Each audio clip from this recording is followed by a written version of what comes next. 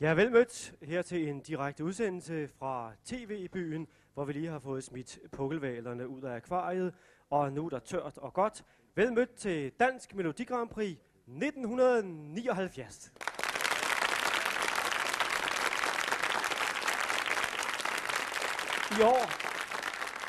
I år har vi altså forlagt residensen fra Tivolis Koncertsal.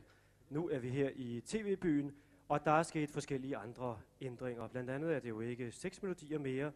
Nu er det 17 melodier, så der er nok at holde rede i. Og fælles for alle 17 melodier er, at de er komponeret af folk, der på en eller anden måde har meldt sig ind i 70'erne, eller sagt på en anden måde, har betydet noget for 70'ernes musikliv.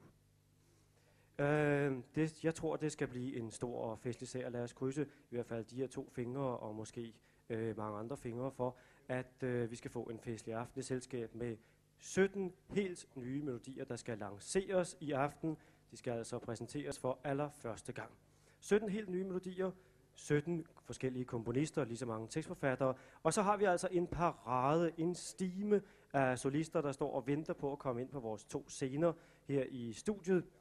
Jeg erindrer mig slet ikke noget lignende, når jeg tænker tilbage på dansk TV's udsendelser, så måske skriver vi endda tv-historie i aften, hvem ved.